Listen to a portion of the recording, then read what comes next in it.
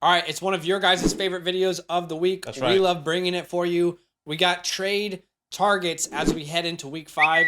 We're going to give you 6 guys that we want to trade for right now on the low and a couple guys that we want to trade high. That's Do us a right. favor, comment down below. Tell us what trades you're making, who Come you're on, baby. buying low, who you're selling high. Drop a like, subscribe.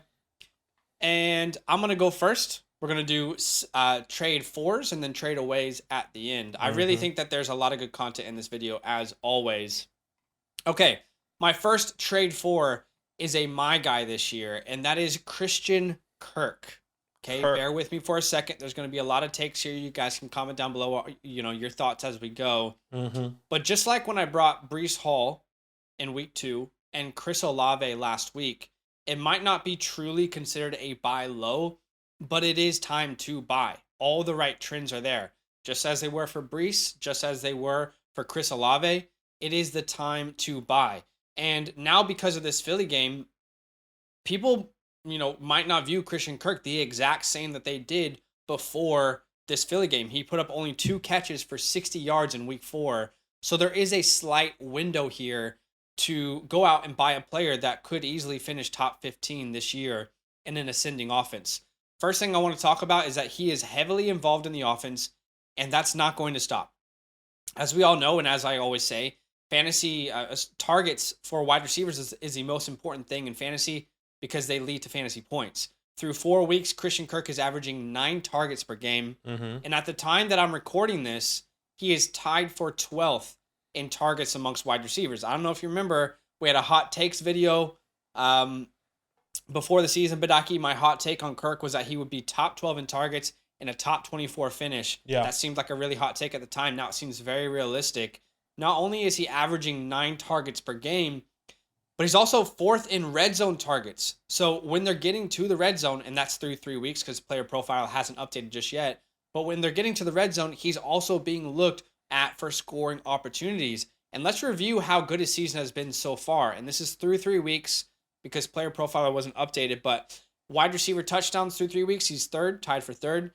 Receiving yards, 8th. Yak, he is 6th. Dominator rating, he is 6th. Kirk is truly, like, he's done the Uno reverse card to everyone out there on Twitter who, when he was signed, they were like, oh my God, you paid this much money to Kirk. This is exactly what the Jags and Trevor Lawrence needed. Kirk is showing exactly why they paid him the money that they did. And secondly, this offense is ascending and it's not going to stop. Under Doug Peterson, this offense currently through 4 weeks is scoring the 6th most points per game. More points per game than the Chargers, the Dolphins, the Bengals, the Bucks, the Rams. Every team has a bad week. Every team has a bad week. And you just saw that for the Jags versus the Eagles, who, by the way, in my opinion, we've talked about this before, the Eagles are the best defense in the NFC. So it's not all that surprising. Another reason as to why Kirk might not have had an incredible game as well is that Zay Jones was out in week 4. Yeah. And at the moment, Kirk is actually 6th in the NFL in slot snaps. Kirk was not able to, really dominate that role on Sunday without Zay Jones in the game. He was moved around the field a little bit more. So that's the kind of role where he really thrives. And with Zay Jones coming back, it's going to be easy for him to really nail that role in the slot that he's been killing so far for Trevor Lawrence. And the good news is they have a pretty good upcoming schedule. Houston, Indy, the Giants. So, even though the Giants have been really good, like respect to the Giants, they've been great. It's still not a bad matchup. So there's a couple good matchups coming up compared to these Eagles. And the last thing is, do you believe in the Trevor Lawrence breakout? I do.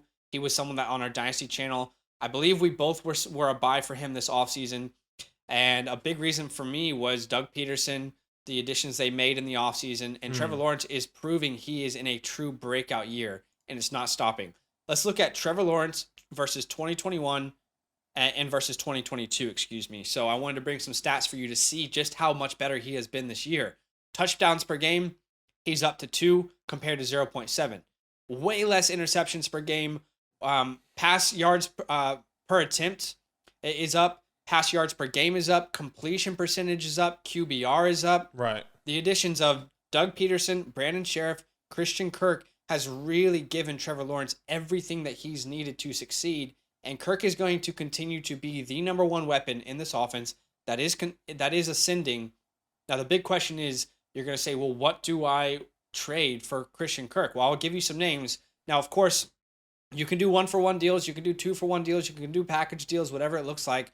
But I'm going to give you some names that I would, I would rather have Kirk over the following names. Right. Keenan Allen. Keenan Allen is one of those names. Deontay Johnson, Rashad Bateman, Michael Thomas, Drake London, James Conner, Cordero Patterson, obviously now on IR. I can probably throw his name out. Miles Sanders, Darren Waller, etc. There's a lot of names that I would trade away to go get Christian Kirk. Now, you can do package deals, whatever that looks like. But Christian Kirk, to me, is a solidified must-start wide receiver every week here on out. So he is my first buy low. And I think if you didn't have this down week in Philly, you wouldn't have even had a chance to buy him. Yeah. Yeah, 100%. I mean, hopefully it continues. Christian Kirk, crazy. That contract didn't make any sense, but feels like it's making sense now. My first trade for play, let's go to the other side of the ball at the Eagles. DeVonta Smith, the guy that I loved. I've been talking about all off season, saying that he could be a breakout. So he will have a breakout better season. I guess you can say he finished wide receiver 30. The opportunity is here now. There's a window to buy him, and I love what's happening with the Eagles, with Jalen Hurts, with DeVonta Smith. Everything is there. And I think like Zach said, earlier, kind of hinted on it a little bit, the elements was a big thing here for this game. So, it was rained, it was windy, and in the second half of this game, the Eagles kind of just went away with the passing and just ran the ball. They found a really good formula on the ground with Miles Sanders, Kenneth Gainwell, and they all just started. And it wasn't even like, and if they were throwing the ball, it was third downs and shorts, like third and longs, whatever the case may be. They were always running the ball first and second down and then running the ball into the end zone. He called 3 for 4 targets, 17 yards, 4.7 fantasy points this past weekend after coming off being the wide receiver 1 last week with 30-plus fantasy points, called 8 out of 12 targets versus your Washington Commanders. He's currently the wide receiver 18 right now. Yeah. And this is through 4 weeks, and this was with him dropping a goose egg in week 1. Mind you, let's put that in context now with all the information that we know. Jeff Okudah kind of looks like the real deal, and he, in the first 3 weeks, outside of this past week, because DK was just running all over him, but in the first 3 weeks, he was shutting people down. Right? And one of those guys was DeVonta Smith. And I said this before in that hot take, was that not hot take, but more of a breakout video that we did early in the offseason, that with the looks that A.J. Brown is getting, DeVonta Smith is getting open. And we're seeing the results of that. We only saw it in 2 games. We saw the results of that. But I think he is going to come back and have a good opportunity to come and do something this week. They play the Arizona Cardinals, then Dallas for the next 2 weeks. So if you can get DeVonta Smith right now, whether that's a flex option, whether that's a low-end wide receiver 2, maybe you have people that are injured. Like, hypothetically, you have an Allen Robinson on your team right now, and you're just saying, damn, I drafted Allen Robinson in the hope and expectations. I need somebody. This is the guy I'm looking at, is DeVonta Smith. So players I would trade away to get DeVonta Smith: Amari Cooper, Juju Smith, DJ Moore, Terry, Bateman, Gabriel Davis, Michael Thomas, Elijah Moore, Alan Lazard. I don't know about the ECR. I look at the ECR on Fantasy Pros. I think it's changed actually in the since I prepped this. Mm-hmm. I just also want to bring it up there. I see Terry still, Brandon Cooks, Deontay Johnson. I would personally want Garrett. I'm happy to trade Garrett Wilson for DeVonta Smith, and maybe we'll see that a little bit differently. Okay. But, I'm trying to get DeVonta Smith right now. Yeah. We've been on opposite sides of the DeVonta Smith one this offseason. One of us will be right, one of us will be wrong. Been up and down games. We've seen really good game from him last week, or in week 3 versus the Commanders. Mm-hmm. Let's see what will happen. All right, my second trade for is Dalvin Cook. Give it to Dalvin. This is really the definition of like a true buy low. It's now 4 weeks into the season, and the Dalvin owner is frustrated. Keep in mind that Dalvin was drafted as the running back 4 during draft season. Like, he was the 4th running back off the board in drafts. He is now the running back 25 through 4 weeks. This is the definition of a buy low. Firstly, despite the Philly game, the touches are still there for Dalvin Cook. That Eagles game, while it's important because it happened, was an outlier. It's not like the trends of what is currently happening with this team. It was the outlier. The Eagles dominated that game. They were up early, And from a very early part in the game, the Vikings had to come from behind, which limited Dalvin's opportunities. He had 12 touches that game still, 6 of those being targets. But outside of week 2 versus Philadelphia, Dalvin is currently averaging 21.3 touches per game. Okay. He is getting the true workhorse RB1 type of opportunities in this offense. And in week 4, he faced another really, really tough defense versus the Saints. They've been a very good rush defense this year and the year before. However, he has a very, very good bounce back opportunity in week 5 versus the Chicago Bears. The Bears are currently giving up the 9th most points to fantasy running backs, and they just allowed Saquon Barkley to put up 146 yards on the ground. So there is a bounce back coming for Dalvin, and this is potentially the last time for you to go get him. Secondly, I know there's some questions out there about Alexander Mattison, but Alexander Madison's a backup. He is the backup. He's not being treated as like a Pollard or, someone who's eating into this work. I see on Twitter the Alexander Mattison season. Madison's the guy. That's just not true. Like, that's not true even if you look at the opportunities that each of them are getting. In week 4, Dalvin outsnapped Madison 45-27. He outcarried him 20-3, and he out-targeted him 2-1. And we're talking about Dalvin, who was coming off a shoulder injury. And you're not even going to give Madison more work than that? Obviously, Dalvin is healthy if they're going to give him that kind of opportunity. In 2022, let's look at Dalvin versus Madison. Snaps, Dalvin is dominating. Rushing attempts, dominating. Targets, Dalvin's not necessarily like a target hog, but he's dominating there as well. And yards per carry, Dalvin is more efficient. Even though they know when Dalvin's in, it could be a run, the defense that is, he's still more efficient with his carries. Right. Calm down on the Dalvin's, not the guy in Minnesota anymore talk, because this is Dalvin's backfield unless an injury occurs. The third thing is this offense is well aware of where it needs to be more balanced, and that is in the rushing attack. Kevin O'Connell came over from the Rams this offseason. I was really excited about Justin Jefferson, as a lot of us were. Yeah. But you can't be a one-dimensional team. They're 3-1 now. They have a legit chance at getting to the playoffs. You need to establish the run game, and if you establish the run, that helps the pass. Yep. And if the pass is good, that helps the run. I mean, you can't be a one-dimensional team. Again, they're about to face the Chicago Bears, who currently give up the 9th most points to fantasy running backs. A big Dalvin Cook game is on the horizon.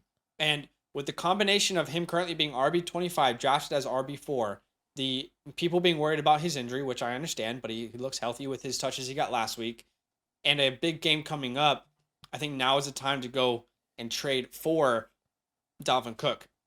I'm going to give you a couple names.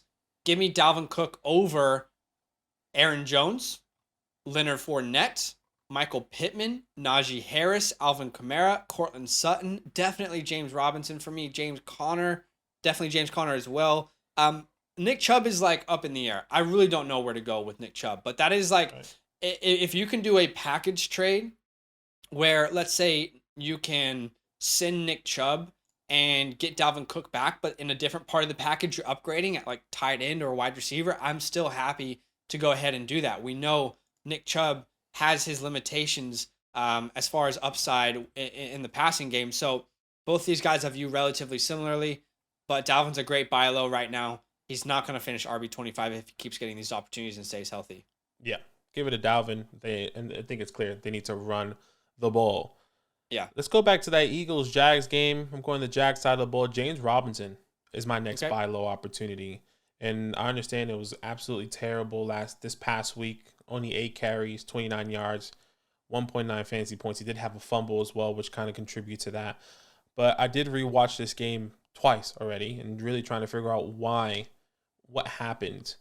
And there were 3 things I noticed. Just like I said with the DeVonta Smith take, the elements. Oddly enough, the rain and the wind in the second half, which played a huge part for this Eagles team to really take the game away from the Jags early in the second half. And then number 2 for me, when I watched it, they didn't commit. And at least when I was watching it, once again, they didn't commit to the run because they only rushed 8 times.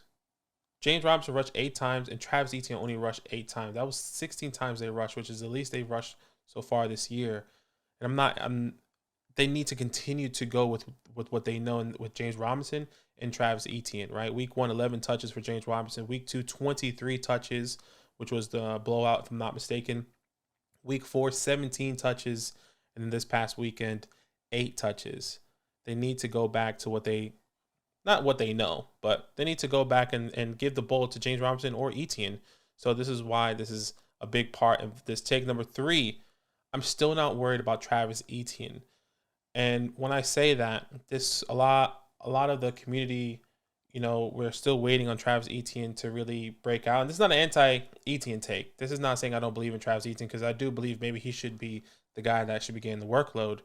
But at the moment, it doesn't feel that way, right? So when I say I'm not worried about Travis Etienne, this was a good negative game script game that we would say, okay, Etienne could get a lot of dump off passes, but at the same time, the elements played a part. So when I just want to preference this by saying I'm not an anti-Etienne believer for the viewers out there, but I still believe James Robinson might be the guy moving forward. Etienne is going to be a good reliever guy, a good guy that's going to catch the ball out of the backfields. And I just don't know about Etienne right now. The future, he is the answer. But for me, Etienne is not the long-term answer in the next 10 weeks. Sorry, 10 weeks, 5 weeks, I would say. I think in the second half when their bye week comes, then maybe.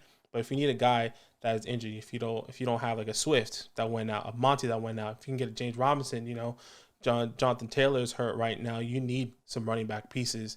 Maybe James Robinson is a good piece that you can get. Right, so the next 3 weeks they play the Texans, the Colts, and the Giants. Like Zach said earlier, with Christian Kirk, these guys obviously is a different position, but these are good, favorable matchups for this Jags team. So this is a good opportunity. Yeah. Players I will be trying to trade away to acquire James Robinson, James Conner, Cordell Patterson is probably outside that list now. AJ Dillon, Kareem Hunt, and Josh Jacobs. Obviously, you can package them and do any type of deal you would like. But give me James Robinson over all those guys. He is the guy. He gets the goal line touches. It's just James Robinson for me. It's James Robinson for me. All right, let's see. And obviously, I think 2 of the ones that you're bringing, we just are on the opposite side of. But you could definitely be right. And James Robinson, he hasn't looked bad. He hasn't looked bad at all. I just think game script is important. All right, my third trade for target is George Pickens. I have a couple honorable mentions as well that I wanted to throw out after this that I wasn't able to do a take on, but we haven't really seen any consistency from him just yet. So I think that this is a buy low opportunity. And the next 2 matchups are hell. Buffalo and Tampa Bay. Like, it's not very good matchups for any offensive player that's going up against Buffalo and Tampa Bay.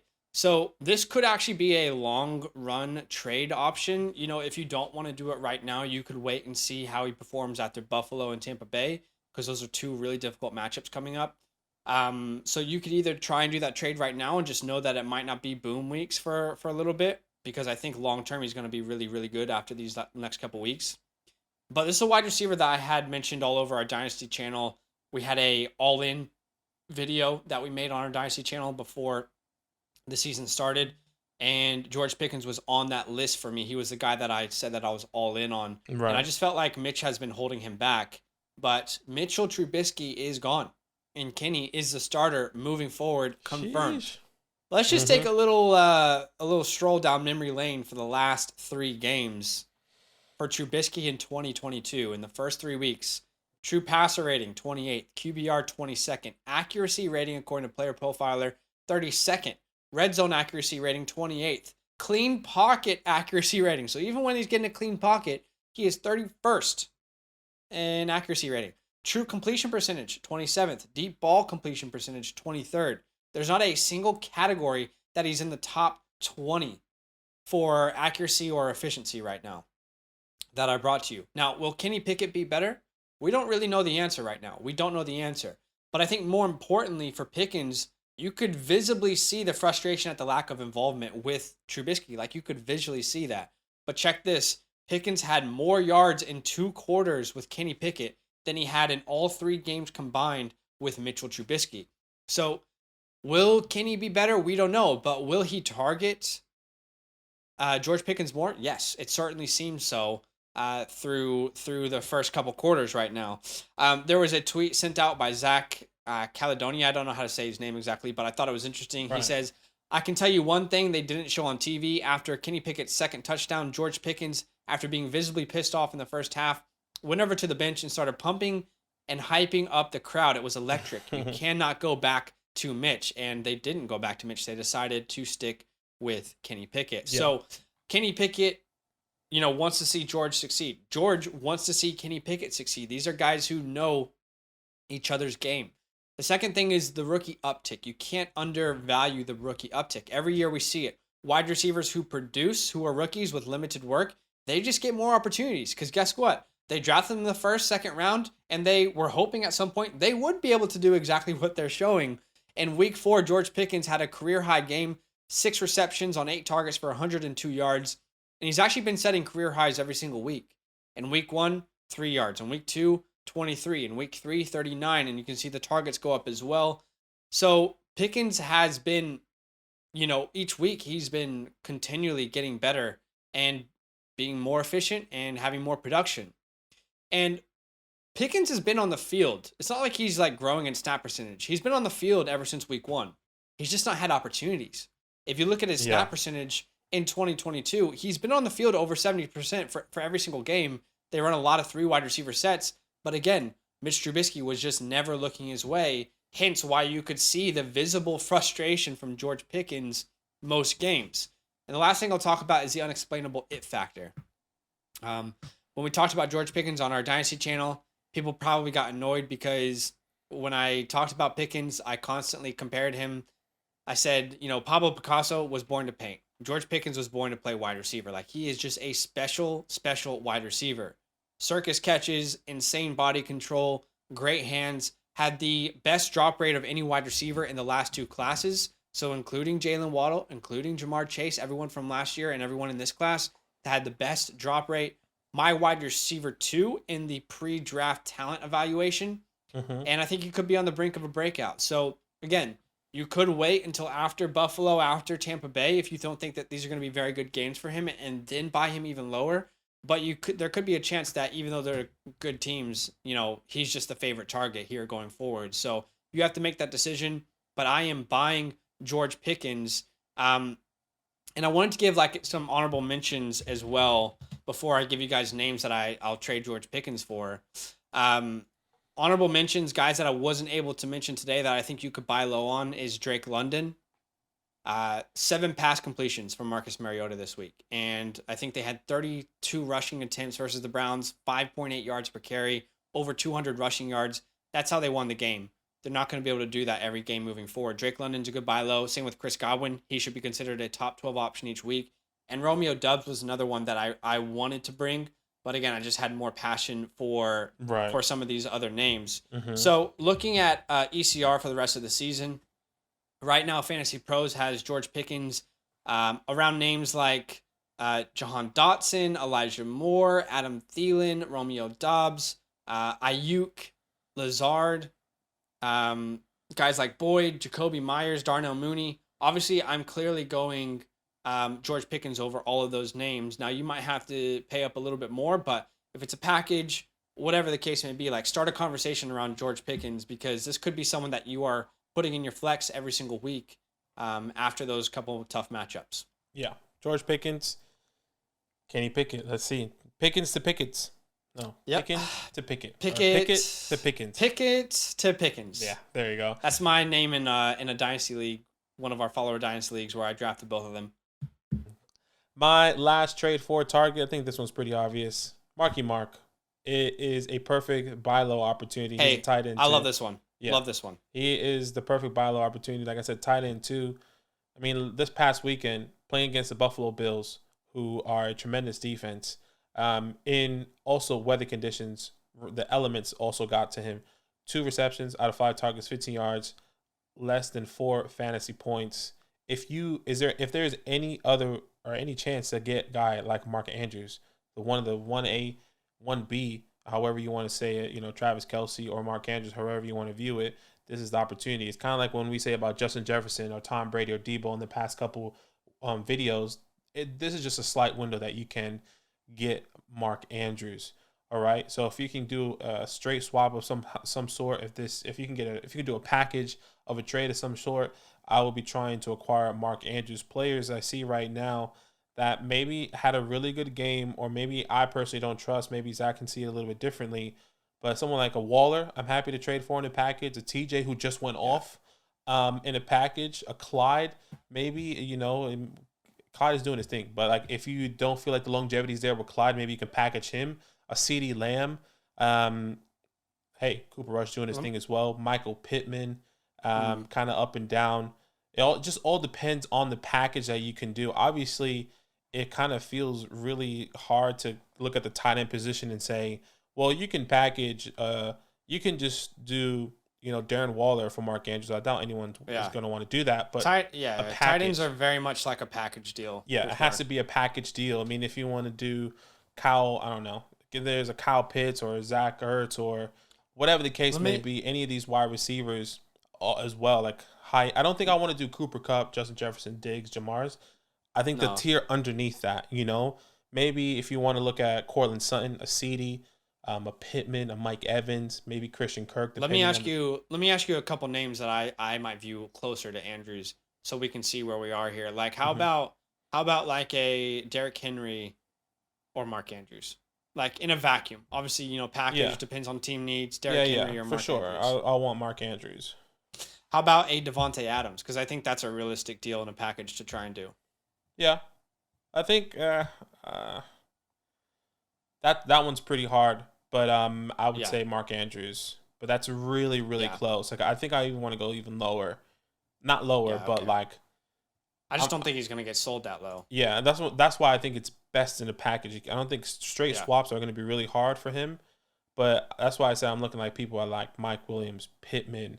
Even if you want to get rid of a Amon-Ra, So you're saying like a Mike Williams and a Tyler Higbee, something or like that. a Mike Evans and a Tyler Higbee who's doing really well, or okay, got it. That's or like a Waller, I'm looking for a Waller and a T Higgins or a Kirk. Okay. Yeah. Right? I'm happy with something like that for Mark. All right, let's head into the trade away part of the video. And my first trade away is another tight end, which is TJ Hawkinson. Why is this a sell high player? I mean, people might be asking that question. Because TJ Hawkinson quite literally was the highest scoring fantasy player in week 4. No, you didn't hear that wrong. He wasn't the highest scoring tight end only. He was the highest scoring fantasy player in week 4. Right. Okay. More points than Lamar Jackson, Josh Allen, Justin Jefferson. Name a player. He had more points. This is the definition of a sell high. And why am I selling high? Firstly, this is clearly an outlier. This is not a sign of things to come. Like, it's so obvious. And maybe you're thinking that as you hear this take, but not everyone will feel that way. And some people who are struggling at the tight end position might pay up for TJ Hawkinson. And I'll give you some ammunition to use in those trade talks. This is an outlier, okay? In week 4, TJ Hawkinson had 8 catches on 12 targets for 179 yards and 2 touchdowns. Almost 40 fantasy points. Crazy. Which, by the way, shout out to the Seahawks for the complete ineptitude of trying to figure out how to stop one single man. But look, this isn't the TJ Hawkinson that we all know and don't love, okay? Coming into the week, TJ Hawkinson was a tight end 12, averaging 8 points per game. That is the TJ Hawkinson that we all know and that we don't love. So this is an outlier. We talked about it, Badake. On Saturday nights at 8 p.m. Eastern Standard Time, we go live on this channel and we give start-sit advice. And as soon as we found out that Amon-Ra, as well as Shark and Swift were all going to be out of this game, we said there are few tight ends that you should start over TJ Hawkinson this week. We told everyone, fire up TJ in all of your leagues. We anticipated a good game. Did we anticipate 40 points? Absolutely not. I was thinking 15. But again, this is an outlier. So we knew this outlier could be coming. TJ Hawkinson in weeks 1 to 3, 6 targets per game, 3.3 receptions per game, 27.3 receiving yards per game, and 8 fantasy points per game. Next week, if Amon-Ra St. Brown and Chark are back, even if Swift isn't there, or even if it's just Amon-Ra, TJ goes straight back into the boom-bust category, even in an offense that scores the most fantasy points per game. and this is the ammunition that you need to use. Well, look, Swift is out, so this could continue. If you're going to try and trade him, Swift could be out, right? Amon-Ra's dealing with an injury. Shark is dealing with an injury. Yeah. And this is an offense that is the highest scoring points per game offense in the NFL. You're telling me you don't want a piece of this TJ Hawkinson? I'm trying to give you as much ammunition. Right. And, not everyone's going to believe that, but I'm trying to give you some names. I'm going to take the following names over TJ Hawkinson right now. Some of these will be controversial. Some of them will be obvious. Now, again, packages are important, but I'm just giving you a sort of, realm of where the value could be. Right. Darren Waller. Give me Darren Waller. Or give me any top tight end. Like, obviously, Andrews, that's not going to happen, but you could try. Like, right? I mean, you could try. Yeah, you can try. Andrews isn't going to have me give me Waller. DeAndre Hopkins is a really good one because if you need wide receiver help, he currently, he comes back week 7, I believe. Chris Olave, my trade for last week, I'll take him. Garrett Wilson, even with the confusion. Khalil Herbert, I'll take him for a couple weeks and just get some dubs because I have an RB1. I'll take Zeke. I'll take Brandon Cooks, Damian Pierce. I will take Etienne because I personally do believe that Etienne is going to be more involved in negative game scripts. Terry McLaurin, I'll take Terry even though it's looked bad. Curtis Samuel, I'll take Drizzy Drake London. I'll take Pickens. I'll take Chris Godwin. The list is vast. I'm just trying to give you some ideas to pursue conversations. Right. Not everything's going to be one you. for one. But sell TJ Hawkinson because, again, like next week, it's probably a 5 to 10 point game. Let's just be honest. Yeah. Yeah, I completely agree. And sell TJ. Sell TJ. Yeah. My first trade away guy, my only trade away is Rashad Penny. And I think it's very similar to what TJ is a massive outlier. 17 carries, 151 yards, over 28 fantasy points. I'm not saying Penny is bad. I'm saying Penny can't sustain this for the future. This is not like something that's going to be happening week in and week out. The Lions give the second most fantasy points to the running back position. So this was another great starting. I'm pretty sure whoever, I don't remember if it was me or you that did running backs this past weekend, but we said probably start Rashad Penny. Even in the live streams, like Zach said, just like TJ, start Rashad Penny. It's good. The Lions are going to be down and they're going to be running the ball, whatever the case may be. But look, Rashad Penny did great. He looked good. He did his thing. Gino was cooking as well, which really helped him out as well. They didn't just have to stack the box or whatever the case may be. Yeah. But when you really look back at it and look what he was doing, it's not consistent.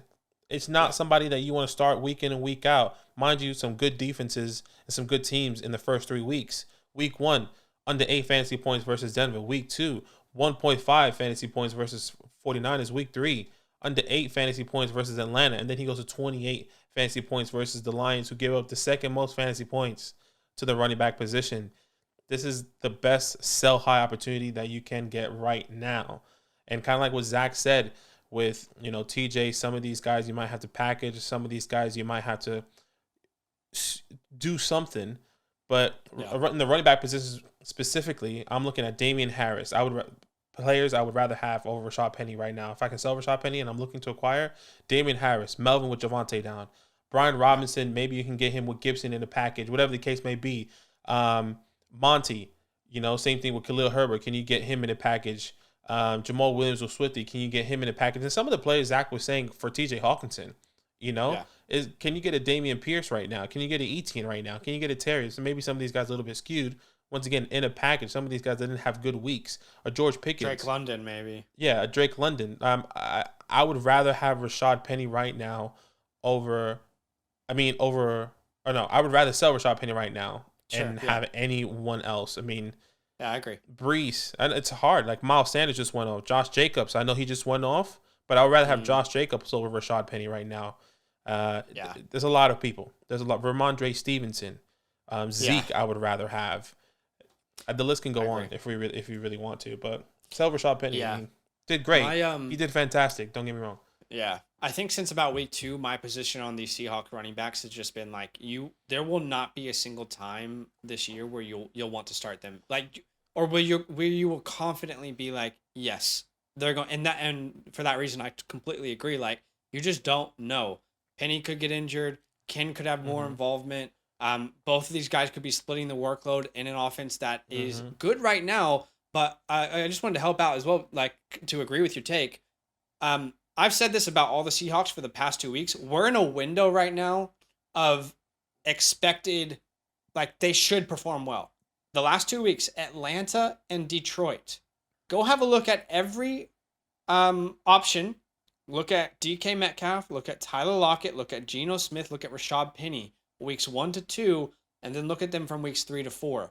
When you face Atlanta and Detroit back-to-back, it is much easier to put up fantasy points than when you face Denver and San Francisco back-to-back. Yeah. To me, I agree with this take. I don't want Seahawks running backs, and I'm actually open to selling any Seahawk right now. Like, any Seahawks up. So I completely agree.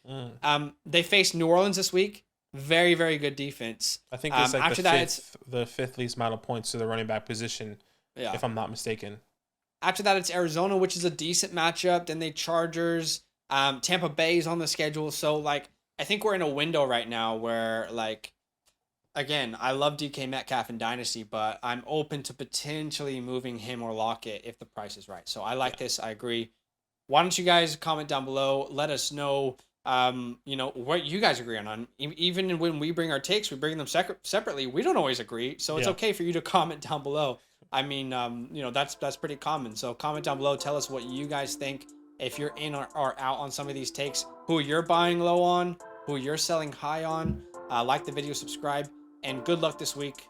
Don't give up. It's too early. Yo, what's good? Thanks for watching. We got a lot more videos. A lot more. If you want more videos. Watch it. You can also subscribe. Right now. If you want to. You need to. And lastly, don't forget that you can sign up to support the show and get exclusive content by going to patreon.com/FantasyLand fam.